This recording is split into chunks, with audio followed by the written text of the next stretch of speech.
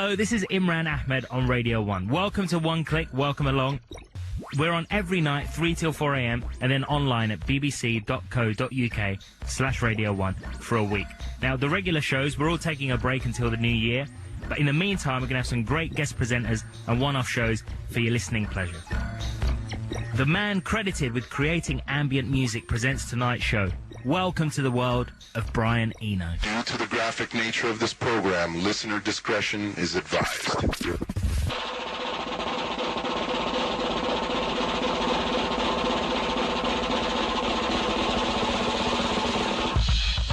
I'm Brian Eno. That part is unarguable.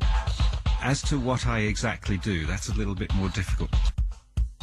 I started my life as an artist, actually. Studied painting and art history, and I thought that's what I was going to do with my life. But then one day I bumped into a chap called Andy Mackay, and he said, you still doing sort of funny experiments with tape recorders? I just joined this band and we need a demo tape made. I joined that band, as it turned out. And so I ended up with a career in music.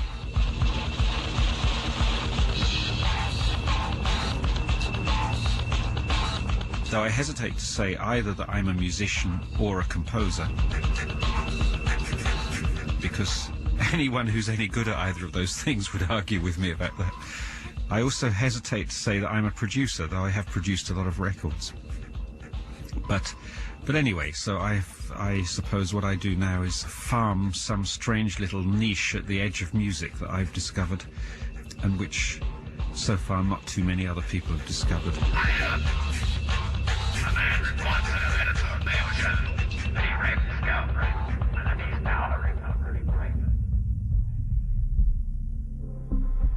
You've got a new album out and you've been making music for over 30 years now. Listening to the new album, it seems like there's a lot of references to stuff you've done before, and it seems like a very personal project, if you like. Do you feel like there's some distillation of what you are on that album? Well, I think you're right in one sense, that there was one of the things I wanted to do on this album which actually has been a preoccupation for quite a long time, has been to try to draw the songwriting form closer to the ambient instrumental form that I worked in a lot. So what I think I'm doing when I'm making a song is I'm making some kind of a little world, a little scenario of some sort, some landscape, and then I'm placing a figure in it, and the figure is the singer.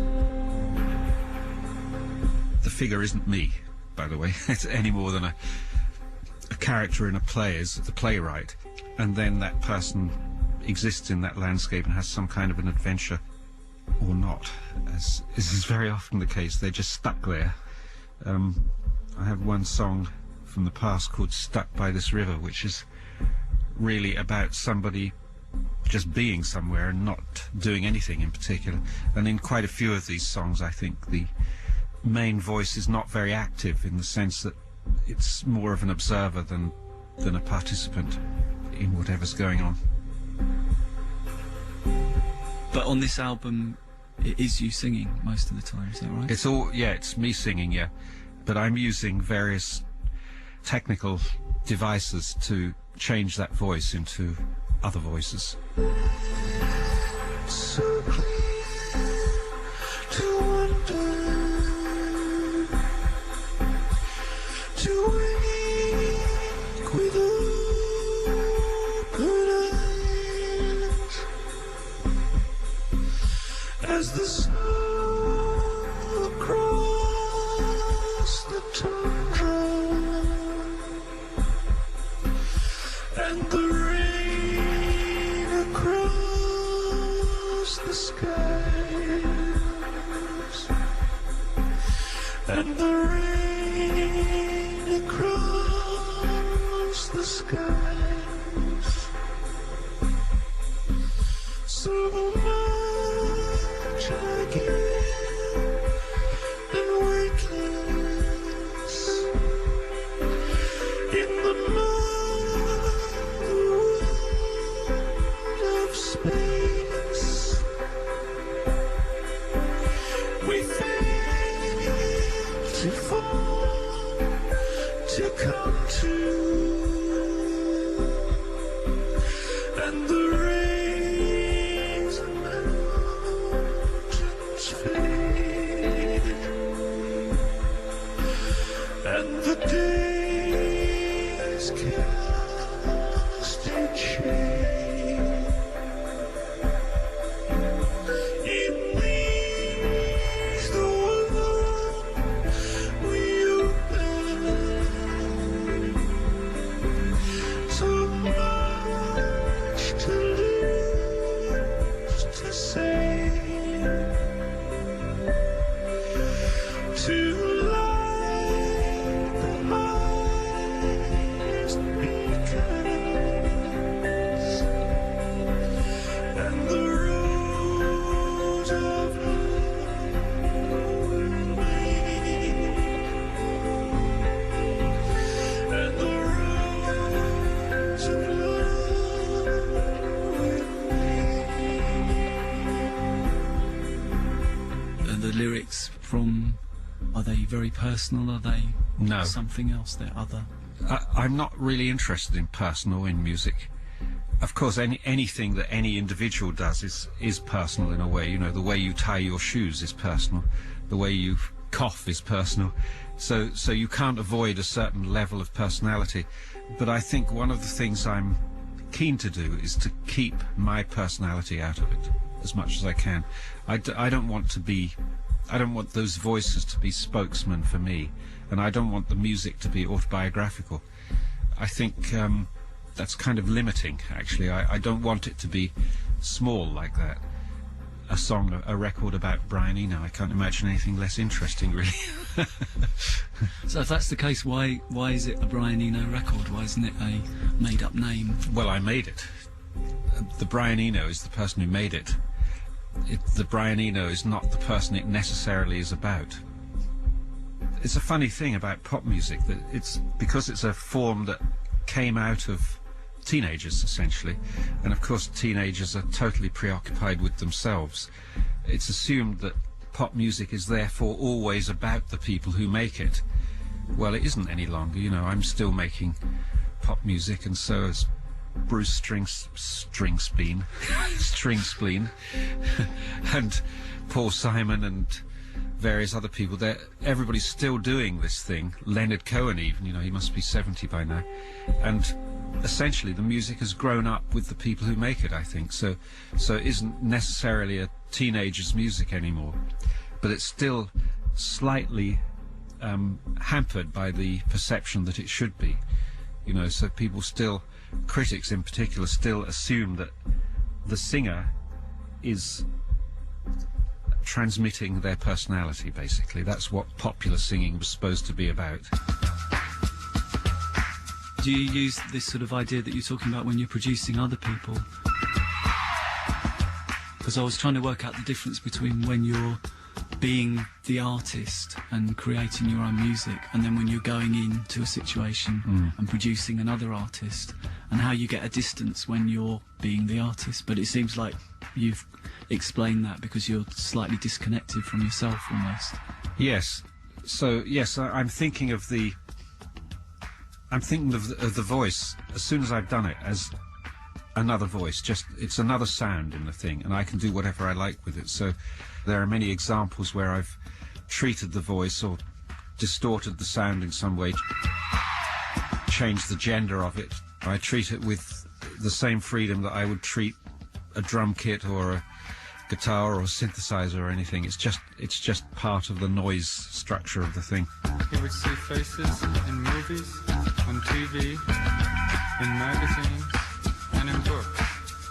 He thought that some of these faces might be right for him, and that through the years, by keeping an ideal facial structure fixed in his mind, or somewhere in the back of his mind, that he might, by force of will, cause his face to approach those of his ideal.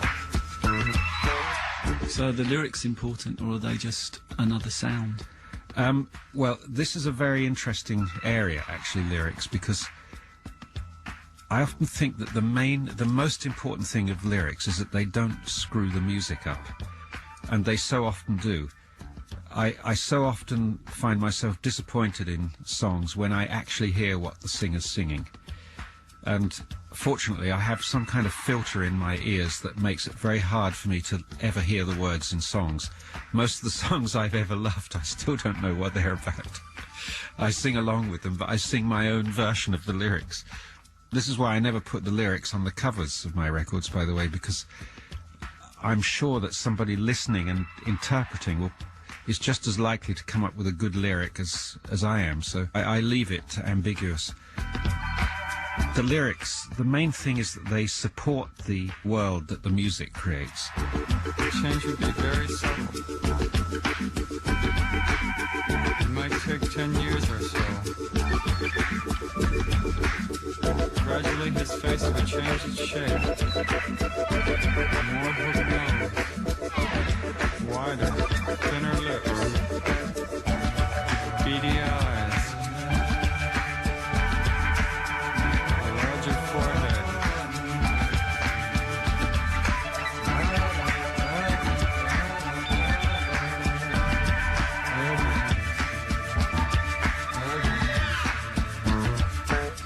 He imagined that this was an ability he shared with most other people. They had also molded their faces according to some idea.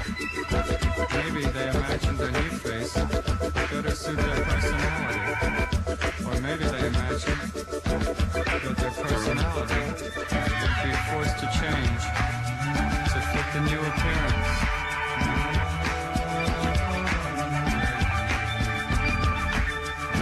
This is why first impressions are often correct.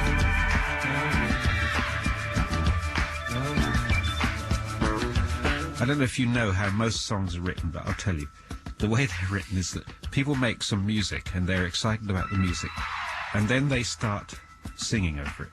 And usually, in fact nearly always, they sing rubbish over it. Just when Bono does it, he calls it Bongalese.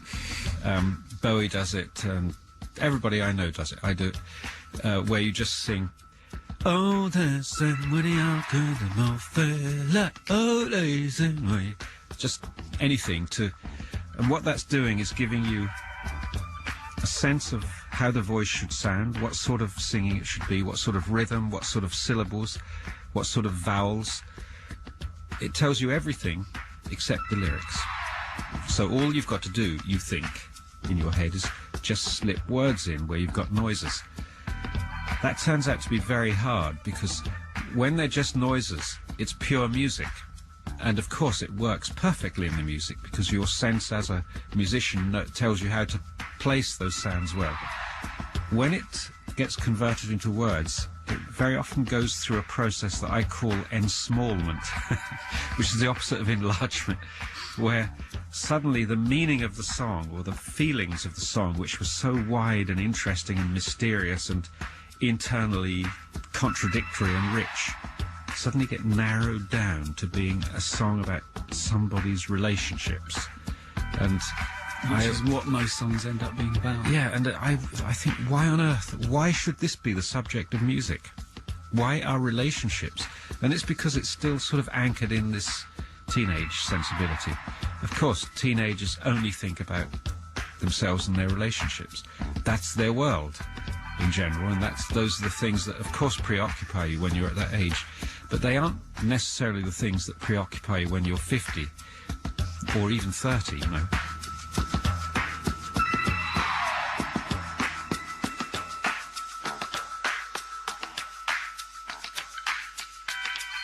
This is Chris Coco on Radio 1. You're listening to a Oneclick special with Brian Eno.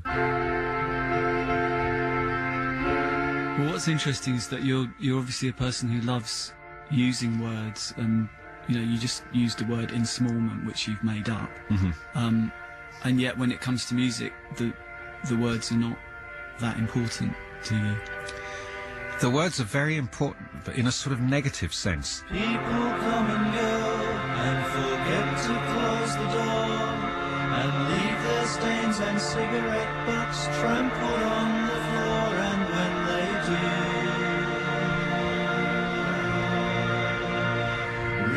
remember me, Some of them are old, some of them are new. Some of them will turn up when you least expect them to, and when they do, remember me,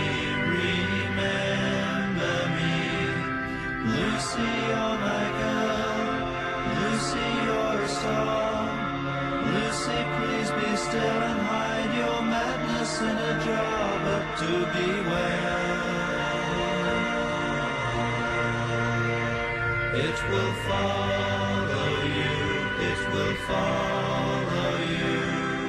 How can I explain that? The most important thing is that they shouldn't be wrong. It's not that they must be right, because I don't really know what that ever would mean, but they mustn't be wrong. If the words are working well, for me, they open the song up further. They add more tints and corners and resonances within the thing. So those are the lyrics I like. I don't have to understand them. I'm not interested in understanding them necessarily. But what I am interested in is that they continue to expand the music, to invite you in new ways. What I very often find is that they do the opposite. They shut out meanings and they close off feelings. So that's ensmallment for me.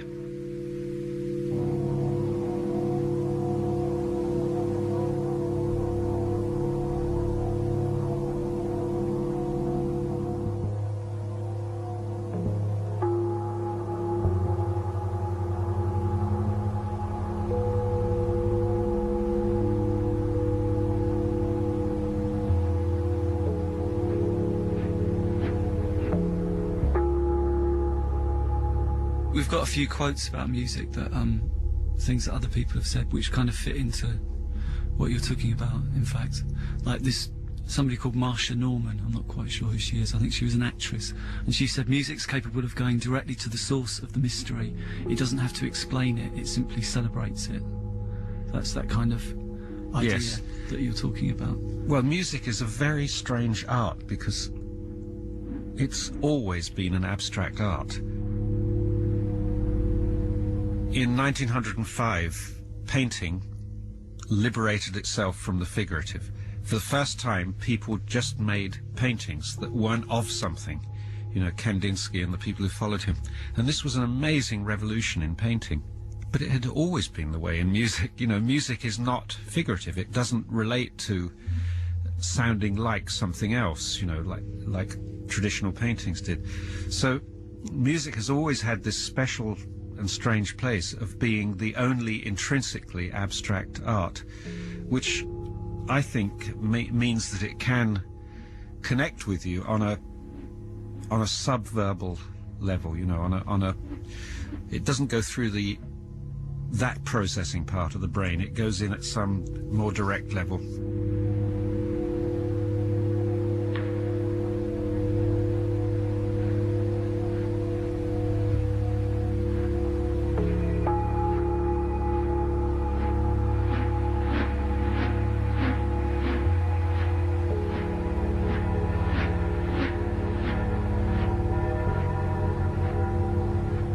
Do you think that's why it's so important to so many people? Because it's indescribable or unexplainable? And it's powerful as a result of that, yes. I mean, why on earth should one be impressed by a sequence of notes? Why should it move you so much? And music can move you more than almost anything, you know. You can be moved to tears or great joy or whatever. By what? By this sequence of notes going A, B, C, G, E, rather than A, B, C, E, G. Why would that work? It's an absolute mystery, isn't it? It's magical, really. There's some interesting new science being done on this, and some people now think that singing preceded language. People have always thought that language, of course, came first, and then we learnt to do decorative things like singing with it. But more and more people are now starting to think that what we were first sensitive to was not language, but to tone.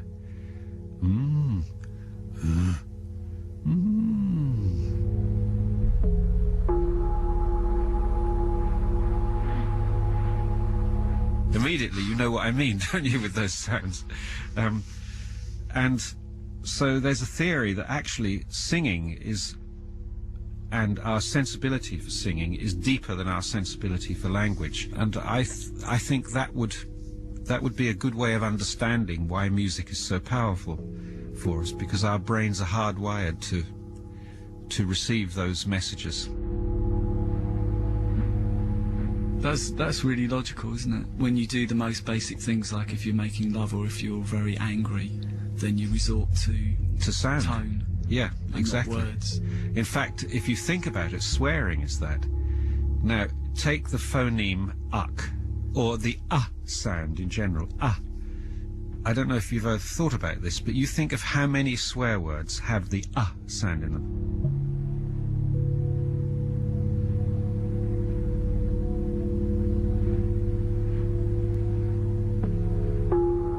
Bloody, bugger, fuck, cunt, slut. All of those ones that have that sound. I'm convinced that that is one of the sort of primordial, crude sounds that you can make. And the reason it figures in all those words is because it gives us an alibi for making that sound.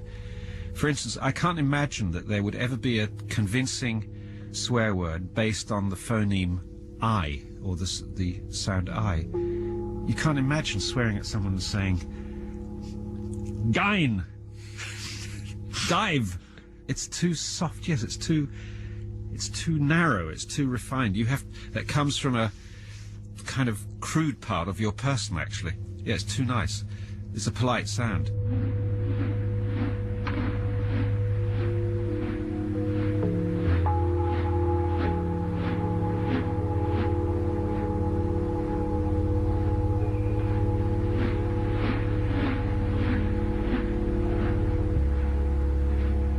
Have you ever heard someone with Tourette's syndrome?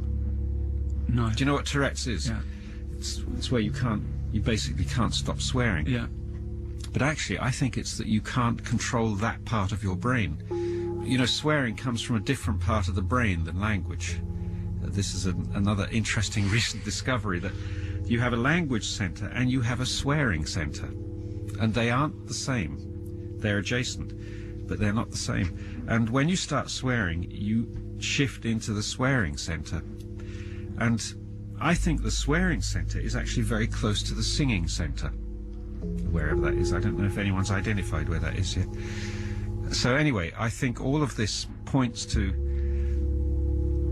the interesting questions about lyrics, about whether lyrics really are that important in songs. As I say, the only thing that's really important is that they don't mess the song up.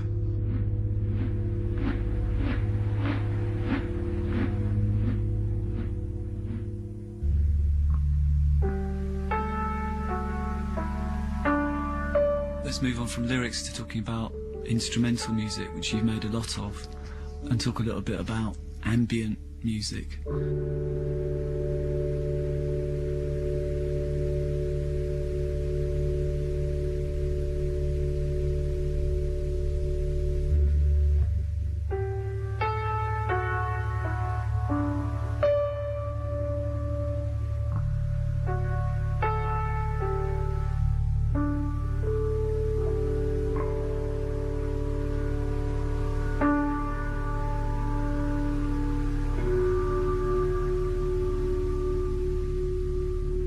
A lot of people would say that you invented ambient, or at least the term for describing music that's is environmental, that you can listen to but you don't have to listen to. Do you want to tell us a little bit about what that is and what you did with that kind of form? Well, it all started for me in the early 70s. I started listening to music differently, basically. So I, like everybody else, had been buying records.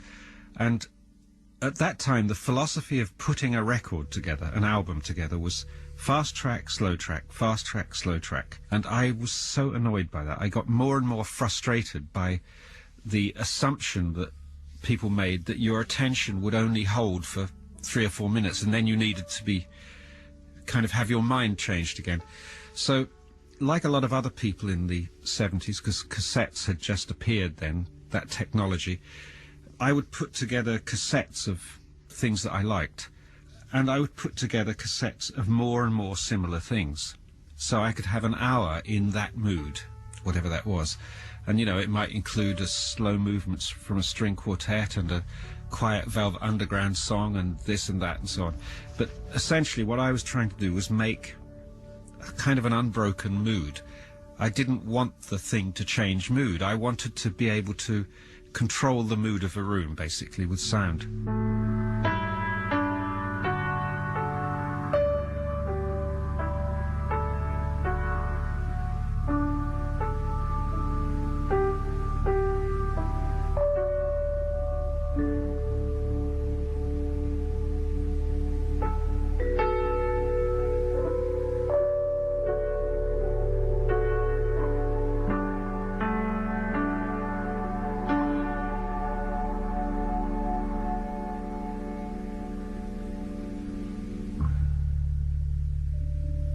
At the same time, in experimental music, the music of Terry Riley and Steve Reich and Phil Glass and so on, there was more and more attention being paid to long durations, repetitive material with no narrative structure, basically.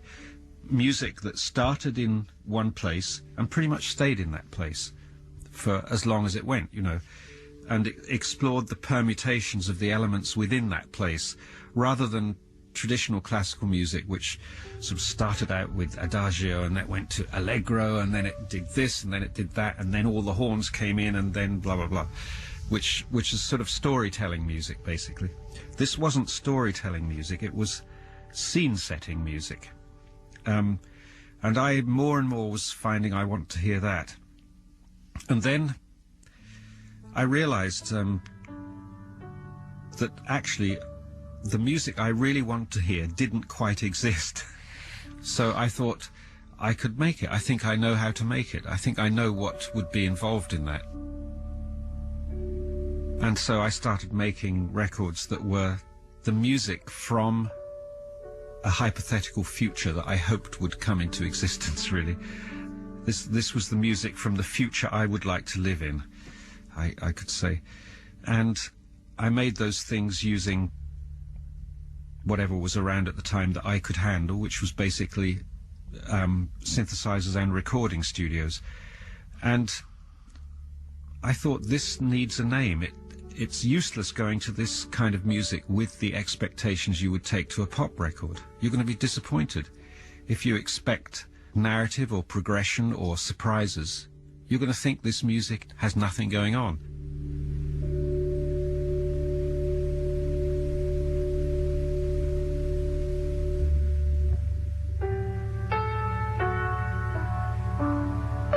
In fact, I can remember when I first started presenting this music to my record company, Ireland, who I have to say were extremely helpful and supportive. But I can remember one conversation where somebody said, look, this is music that has no beat, no melody, no words, no chord changes, and about 6 other negatives. And I thought, yeah, it's quite a challenge to sell that, yeah. So I thought, I have to tell people what it does have. So I came up with this idea, ambient, and tried to say, okay, this is a new kind of music, basically. I mean, I knew it wasn't entirely new. I knew that where it derived from. I knew about Reich and Satie and everybody else, but I wanted to say to people, as I still always say, any new kind of music is also a new way of listening. You know, you can't invent a new music without saying to people, you listen to this differently. The way the expectations you take to other kinds of music won't work here, so you have to open up in a different way for this. So that's really why I came up with that name.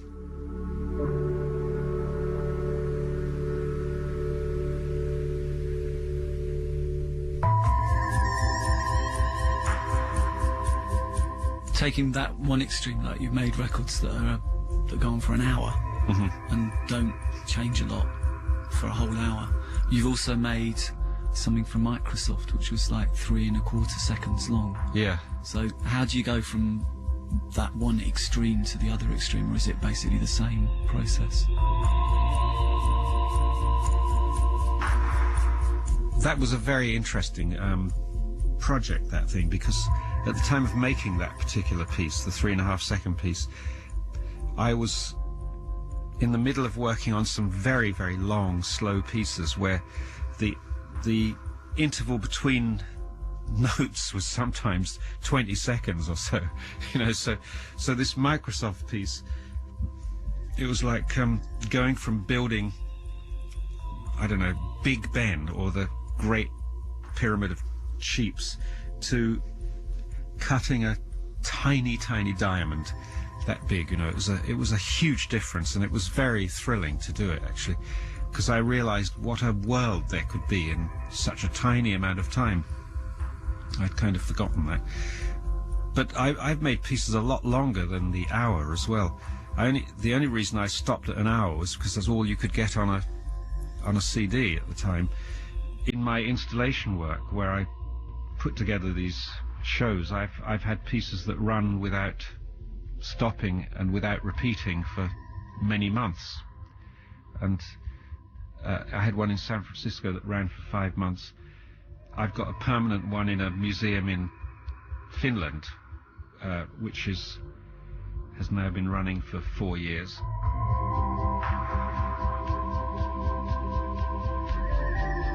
I've got one in a museum in Austria that's been running for 10 years. Well, hopefully nobody's listened to the whole thing. I'd be very disappointed if they haven't.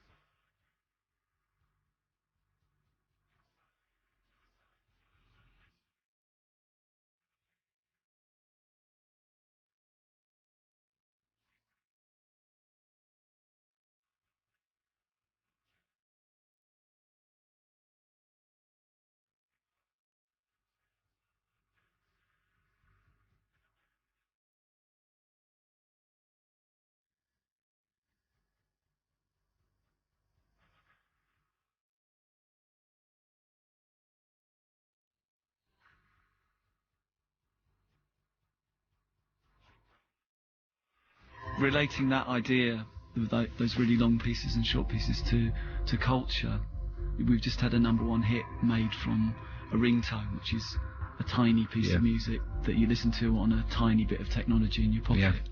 Yeah. Do you see that music becoming shorter and shorter and more snacky, or do you think there's still a place for these long pieces? Well, I think that's a good question, because I think actually what's happened is that it's just the whole dynamic of the possible spectrum of lengths has changed. So you can now have very, very long pieces like these pieces I was talking about, and actually people are prepared to listen to them. I think people's listening behavior has changed so that they're prepared to put on something in their home which is sort of a steady state piece of music, which they use just as I hope that people would, as they would use light or perfume or anything else. You know, it's just part of the landscape of their life. So you have that extreme, which really is only recently opened up, because it's only been possible recently, technically. And then you have the other extreme, which is also recent, the ringtone, tiny little, you know, tiny moments of music that people are now sort of interested in and responsive to.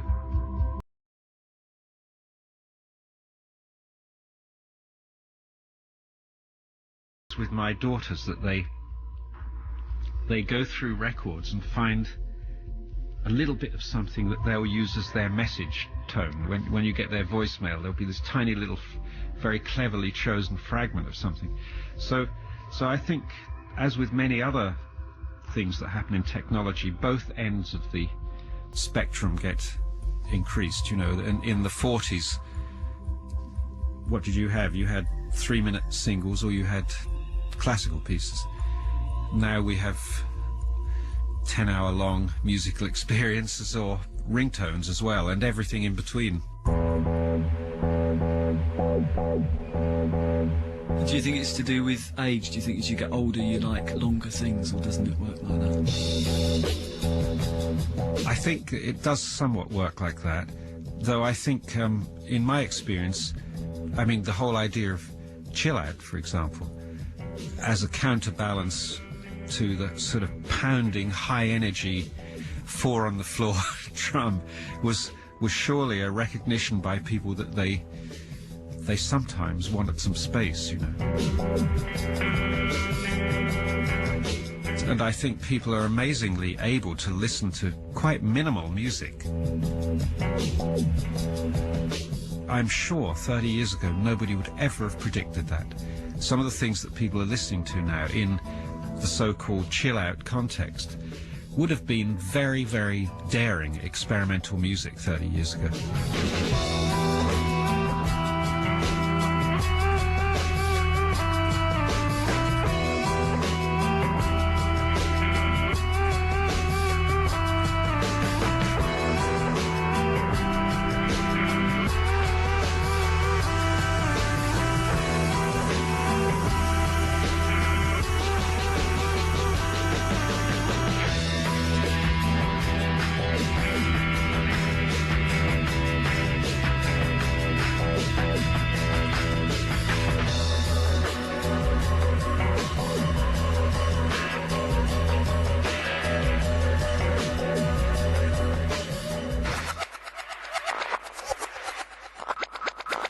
So what do you think about DJs? Because it sounds like, in a way, what you've been doing is, in the way you've been putting sounds together to create a particular mood, is what DJs now do. DJs are a new kind of artist, which hasn't been recognised for the useful job that it is.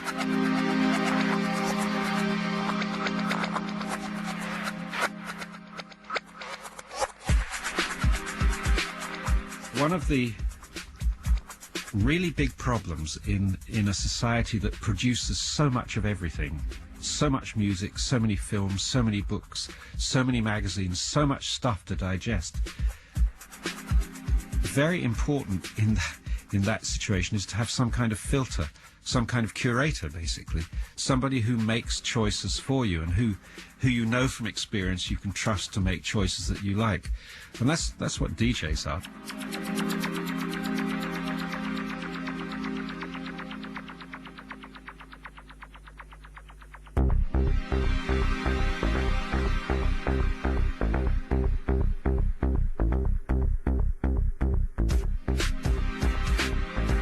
That's why DJs have followings, because you think, oh, that guy always plays the stuff I like. You know what I mean? These things are filters.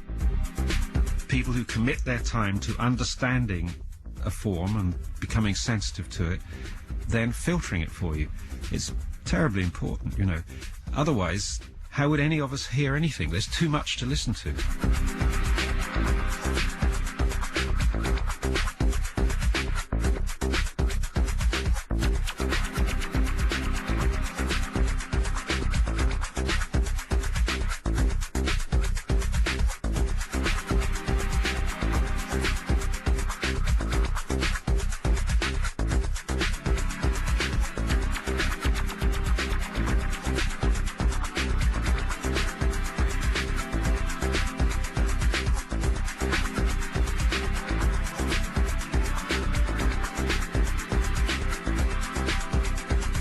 This is Chris Coco with a Oneclick special, 1 hour in the mind of Brian Eno.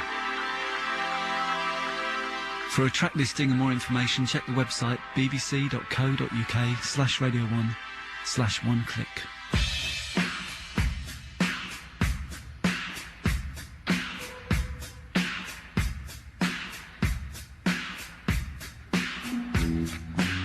You work with some of the biggest artists in the world, like David Bowie and U2 and Talking Heads and these people. What do you actually do when you're sitting in the studio? Do you Pretty much what I'm doing sit now. There and talk? Sit and talk. No, I very often play as well. So I always have instruments set up, and also I have processing tools set up. so that whatever is going on, I can feed it through my stuff and start doing other things to it, trying to at least make it unfamiliar in some respect, at least pull it away from being what it's always been in the past, to push it into somewhere new. And I just join in. Whatever's going on, I join in with it and try to make it fruitful or go somewhere unexpected.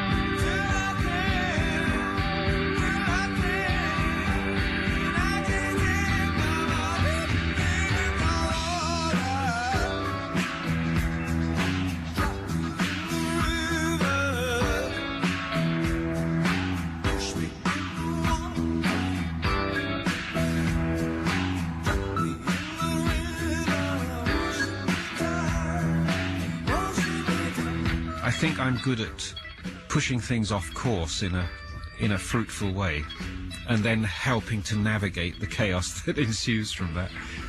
So really it's about that, it's about creating something unexpected. Yeah. I mean, if you're working on your own, you very quickly fall into habits. You know, you go to the same instruments and you tune them the same way and you play them the same way, and you do. It's very easy.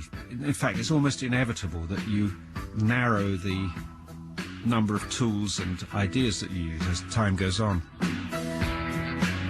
What I do is try to throw some new things into the mix and to say, hey, look, this is exciting. Listen to this. I bet you've never heard anything like this before. But what about, okay, that guitar you're playing, what about if we do this with it, and then it sounds like no guitar you've ever heard before, you know? I think the other thing I do in a studio, I always have very strong opinions about everything. And they can be strongly negative or strongly positive. It doesn't really matter. What's useful is having strong opinions about it. What's really bad in a studio is having everyone going, well, that's kind of nice. Yeah, it's quite good. It doesn't help anyone, that. What really helps is for someone to say, that is the best thing you've ever played in your life, and you must never touch it. I'm going to defend that against all comers forever. Or the opposite. Or the opposite, yeah. I don't ever want to hear that again. If you play that again, I'm leaving the studio. That kind of thing. It just puts people in a position where they start to take what they're doing seriously. They start to listen to it. Is it really that good? Oh, yeah, it is quite good, isn't it? Yeah, he's right, that is good. Yeah, and I think it could be better. Okay? It just starts the process moving. Or is it really that bad? No, it isn't, and I'm going to tell you why it isn't that bad, because with that I can make this happen.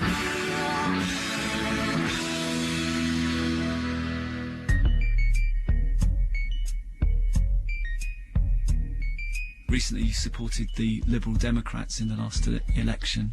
So how does that work? Do you feel like you can make a difference as an undefined producer, antagonist kind of... A man who can't even name his own job.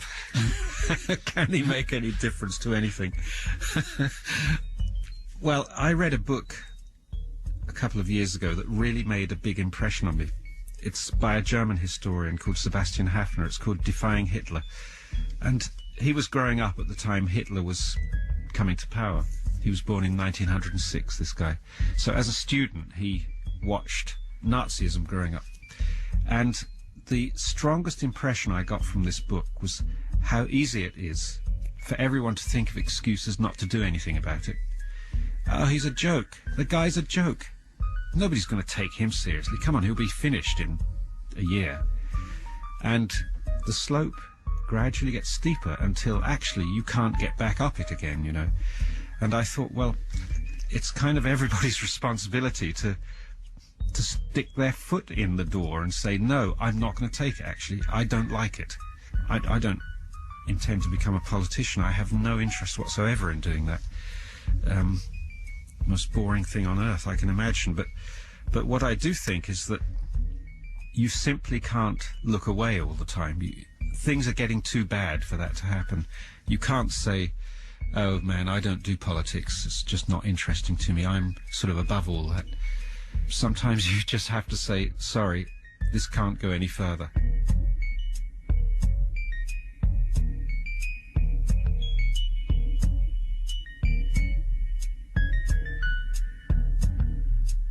What about something like Live Aid? Obviously you know Bono pretty well, and he was at the centre of that. Do you think something like Live Aid actually makes a difference, or is it just a big ego trip for a lot of pop stars? Those two things aren't mutually exclusive, by the way. Good point. Something could make a difference and be a big ego trip. And in some ways, you have to say, because you can never know what anybody's intentions are for doing anything, you know. Who knows whether Mother Teresa was on a big ego trip or not? She may have been. What you have to ask about, really, is not people's intentions, but their results. And that Live 8 thing had one great result, which it might take quite a long time for this to filter through the system. I don't know that it did very much in terms of changing what will happen in Africa. But what it did do, it was a message to politicians which said, we, the people, are speaking out of turn. We're not being apathetic, which is what you always accuse us of. We're actually taking interest in something. And we're saying two things to you. One, we give you permission. Not only that, we encourage you to think bigger than the nation and the nation's interests. And two, we give you permission and encourage you to think longer than the next election.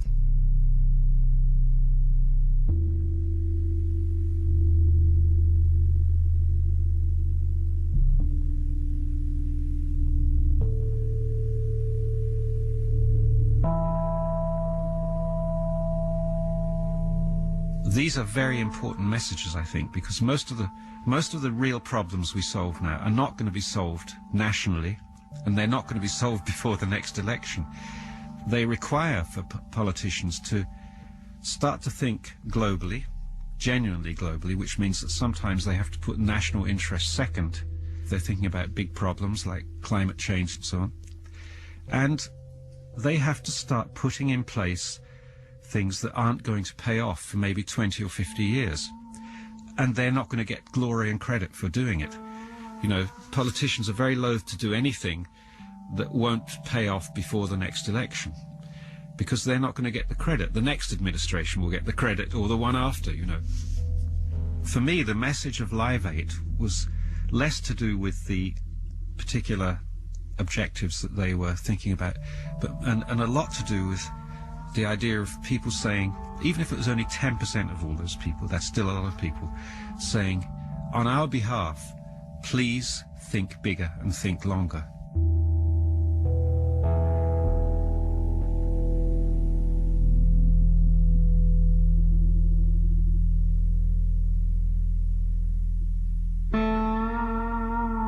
So would that be your kind of your message to people generally, is just think about something? I'm trying to work out exactly what you do, because you couldn't define it at the start. So that when we finish talking, I can say Brian Eno is.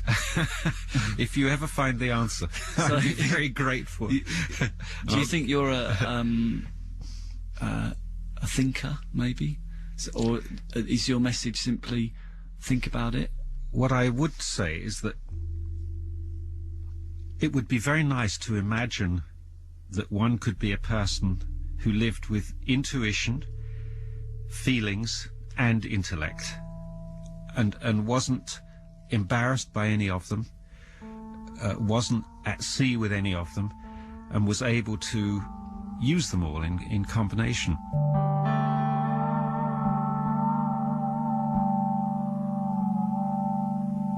Pop music has always traditionally been suspicious of intellect, because again it comes out of a teenage form where it's all supposed to be sort of unchanneled testosterone based passion or something like that, but you know, which is a good thing. Well, it's fine. It's fine, yes, it's part of what we are, but all I'm saying is, wouldn't it be nice if we could use all of what we are, you know, the passionate part, the intuitive part, the emotional part, and the thinking part. Don't let's design a being that leaves any of that out.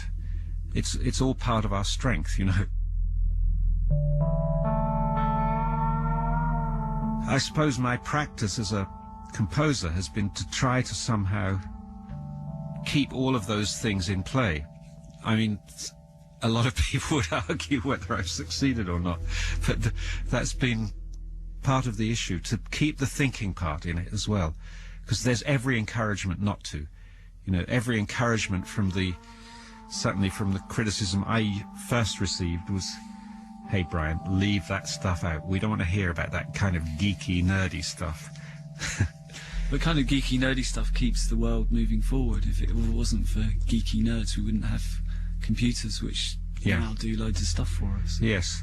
So it's kind of important. Yeah, of course it is, and everybody, on thinking about it, would realise that, but they find it hard to knit that into a musical world, you know. But it's not very sexy. It doesn't seem so, though, of course. Very sexy indeed. Intellectuals are more sexy than anybody, as any woman will tell you.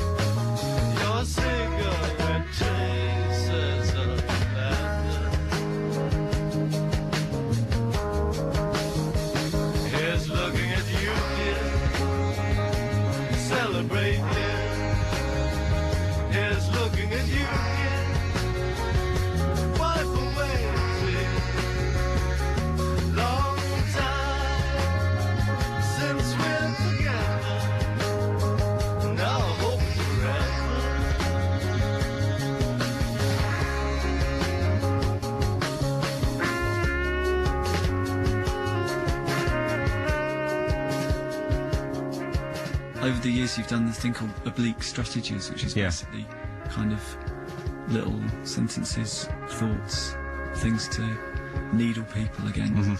Mm-hmm. So we've got a few oblique questions for you. Do you have to learn the rules before you can break them? No, I don't think you do. No, this is something musicians say to justify the fact that they have all this skill that they don't know what to do with. No, I don't think you do. For instance, children's paintings are very good examples of that. Children make beautiful paintings, almost universally, and it takes a very long time to get through the next phase of rule learning to make paintings as beautiful as that again. Now, what is different, though, is that if you haven't learnt the rules, you won't understand the significance of what you're doing when you break them.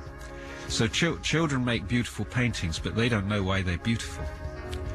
They have no way of knowing. Does that matter? No, it doesn't matter to them, but it might matter if you're trying to make a job out of it. If you wanted to be able to do it systematically, rather than just randomly, just now and again, happen to make a great painting. If you want to do it as a job, then you might need to know how it's done. How am I doing that? Would it be enough to just think what Brian Eno would do and then do something else? That'd probably be a formula for success, I would say.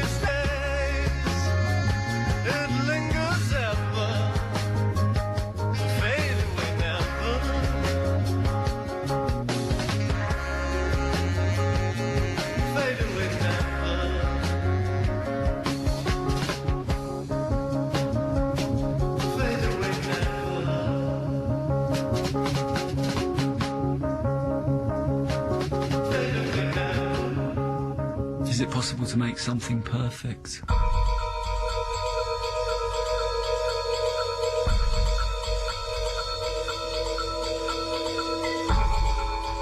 It's not a word I ever use when I'm working on things, because that implies there's something to measure them against, you know. I think adequate is the word I use more.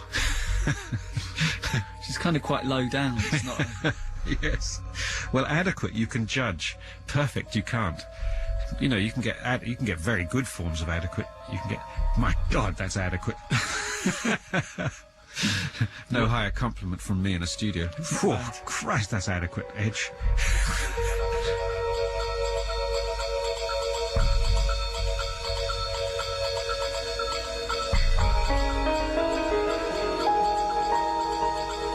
What's your favourite colour? I like sort of fleshy colours. I quite like that colour, actually, the colour of my arm. Which is kind of slightly tanned. Slightly tanned, yes. In fact, I just painted a room in a similar colour. As an act of narcissism.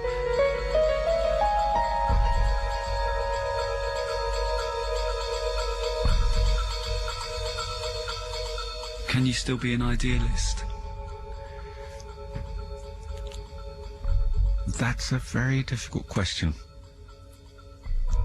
I often say to people that I'm a pessimist in the short term, but an optimist in the long term. But I've wondered lately whether I should reverse those. I think you can be idealistic. I mean, I was just being idealistic when I talked about what I thought the message of Live 8 was. Whether that message will ever get through that's a different question, but I think idealism is the sense that things could be different and they could be better, and it isn't impossible for them to be that way. It wouldn't take a big change of our minds. So, yeah, I'm an idealist, I think. This is one. National. Radio.